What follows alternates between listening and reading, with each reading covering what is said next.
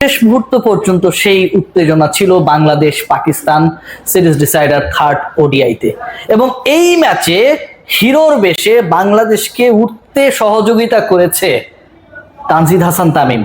আর super hero হয়ে বাংলাদেশকে জিতিয়েছে, আনন্দে ভাসিয়েছে। বাংলাদেশের সিরিজ জয় শুধু না, র্যাঙ্কিংটাকেও ওই যে 10 থেকে 9 আনার ক্ষেত্রে বিশাল রোল প্লে করেছেন তাসকিন আহমেদ। প্রত্যেকটা মোমেন্ট, একজনের শতক ছাপিয়ে আরেকজন ক্রিকেটারের 4 উইকেট কখন বড় হয়ে যায়। আর যদি খেয়াল করে দেখেন, প্রত্যেকটা মোমেন্ট তাসকিন যেভাবে ক্রিয়েট করেছে। প্রথম স্পেলে এসেছেন বাংলাদেশের এগেনস্টে, পাকিস্তান ব্যাট করতে গিয়ে 17 রানে 3 উইকেট নেই, এবং প্রথম দুইটা তাসকিনের। রিজওয়ানকে যে ডেলিভারিতে বোল্ড করেছেন সেটা যেন এই পুরো সিরিজের সেরা ডেলিভারি। কোনোভাবেই তিনি রিড করতে পারেন নাই, প্যাডের ফাঁক, বল ইনসুইং হয়ে ভেতরে চলে গেল। খেয়াল করে দেখবেন যে সময়টায় আরো বেশি একটা টেনশন ক্রিয়েট হয়েছিল, যখন ওই ফাহিম আশরাফের সাথে সালমান আলী আগার পার্টনারশিপটা গ্রো করলো, তাসকিন আহমেদ এলেন তার সেকেন্ড স্পেলে। সেখানটায় এসে আবারও অসাধারণ ডেলিভারি, এবং এবার ফাহিম আশরাফকে ক্লিন বোল্ড করলেন, তাসকিনের থার্ড শিকার। যখন মনে হচ্ছিল যে পুরো ম্যাচটা বাংলাদেশের হাত থেকে চলেই যাবে, সালমান আলী আগা স্টিল অ্যাট দ্য ক্রিজ, ঠিক সেই সময় তার তাসকিন তার চতুর্থ উইকেট নিলেন, এবং that was his last over.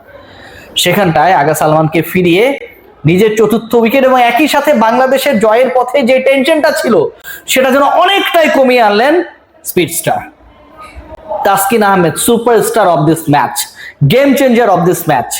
আর তানজিদ হাসান তামিম পুরো ম্যাচের চিত্রনাট্য বাংলাদেশের ফেভারে আনার ক্ষেত্রে, বাংলাদেশকে জেতানোর ক্ষেত্রে, এই ম্যাচটায় বাংলাদেশের স্কোরটাকে একটা স্মার্টেস্ট টোটালে নিয়ে যাওয়ার ক্ষেত্রে এককভাবে রোল প্লে করেছেন। 107 বলে 107, 7টা ছক্কা, 6টা চার, 4-এর থেকে ছক্কা বেশি মেরেছেন। স্ট্রাইক রেটটা এমন ভাবে মেনটেন করেছেন সেটা কখনো 100-এর নিচে যায় নাই। তার যদি ক্যারিয়ার স্ট্রাইক রেট দেখা হয় সেটাও আপনাকে অভিভূত করবে, এবং সেটাও ইন্টারেস্টিংলি 100+। প্রথম ম্যাচে 42 বলে 67, 159 স্ট্রাইক রেটে ব্যাট করা তানজিদ হাসান তামিম এদিন খেললেন সেঞ্চুরি। এর আগে 16টা ইনিংসে 50 পেলেও তানজিদ হাসান তামিমের ওই শতক দেখা হচ্ছিল না। আন্তর্জাতিক ক্রিকেটে প্রথম সেঞ্চুরির দেখা পেলেন সেদিন, যেদিন বাংলাদেশ পাকিস্তানের এগেইনস্টে এই অসাধারণ ভিক্টরি রেজিস্টার করলো। স্টার সুপারস্টার যদি হন তানজিদ হাসান তামিম এবং তাসকিন আহমেদ, পুরো ম্যাচের গেম চেঞ্জার যদি হন তাসকিন আহমেদ, তাহলে সারা দিনের পিকচার অফ দ্য ডে ছিলেন মুস্তাফিজুর রহমান। শুরুর দিক থেকে টানা বল করেছেন, 2 উইকেট নিয়েছেন, এবং নিজের স্পেলের লাস্ট বলটা করার আগে যেভাবে হাঁটুর ইনজুরিতে পড়লেন, শুয়ে পড়লেন স্ট্রেচার মাঠে, মুস্তাফিজুর রহমানের ক্যারিয়ার শেষ, কেউ বলছেন পিএসএল শেষ। মুস্তাফিজুর ওই একটা অবশিষ্ট বল কে করবে সেটা নিয়ে যখন সংশয় শঙ্কা, মুস্তাফিজুর রহমান আর বল করতে পারবেন কিনা, কবে ন্যাশনাল টিমের জার্সি গায়ে মাঠে নামতে পারবেন, সেরকম যখন একটা অবস্থা, ঠিক তখন সময় গড়িয়ে যায়। 4-5 মিনিট পর সেই মুস্তাফিজ উঠে দাঁড়ান। সবার মধ্যে একটা বিশাল স্বস্তি, দর্শকদের হর্ষধ্বনি। মিরপুর শেরেবাংলা স্টেডিয়ামে যারা বাংলাদেশকে, লাল সবুজের বাংলাদেশকে সাপোর্ট করতে এসেছিল, সেই মানুষগুলো তালি দিয়ে স্বাগত জানান। মুস্তাফিজ দাঁড়িয়েছে, এটাতেই তারা খুশি। সেই মুস্তাফিজের পরে বলও করেছে, সেই মুস্তাফিজের পরে তার সেই বোলিং প্রান্তে গিয়ে লাস্ট বলটা করেছে, এবং সেই বলে হারিস রৌফকে আউটও করেছে। 3টা শিকার।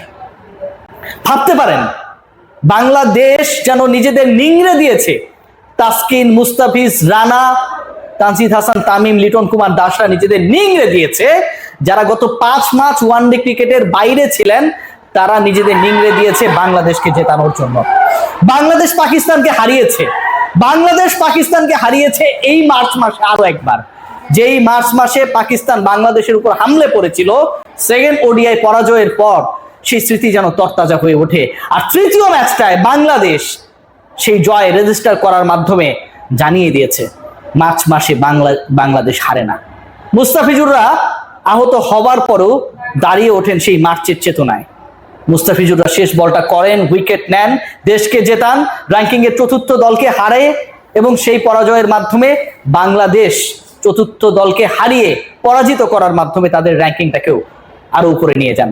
বিশ্বকাপে সরাসরি খেলার যে শঙ্কা, যে সংশয়, যে অনিশ্চয়তা, সেটা যেন এক ফুৎকারে নিভে যায়। পরের সিরিজে নিউজিল্যান্ডের বিপক্ষেও এই বাংলাদেশ জিতবে সেই কনফিডেন্স দেয়।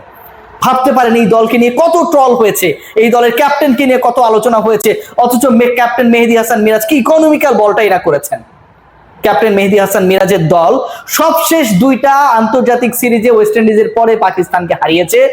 Both the teams are better rank than Bangladesh. কি বলবেন? কিচ্ছু বলার নেই। এই বাংলাদেশ দলের আজকের স্কোয়াড নিয়েই কত আলোচনা ছিল। সৌম্য সরকার কেন নেই?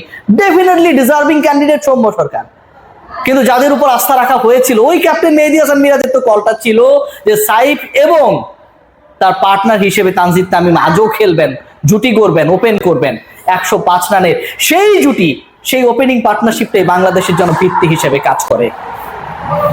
মিরপুর শেরেবাংলা স্টেডিয়ামে দর্শকরা আসতে চায় না, বাংলাদেশের ক্রিকেটকে আর কেউ দেখতে চায় না।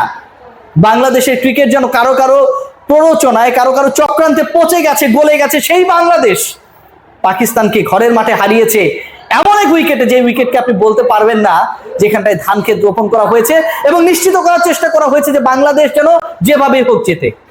মিরপুরের উইকেটের রং বদলেছে, কালো থেকে সাদা হয়েছে, বাংলাদেশের পারফরমেন্স উজ্জ্বল হয়েছে। বাংলাদেশ স্কোরবোর্ডে 190 রান দিয়েছে, বাংলাদেশের টপ 5 দারুণ ব্যাট করেছে। বাংলাদেশের পেসাররা যেখানটায় স্পিনারদের রাজত্ব থাকে সেখানটায় পাকিস্তানের প্রায় সব উইকেট নিয়েছে।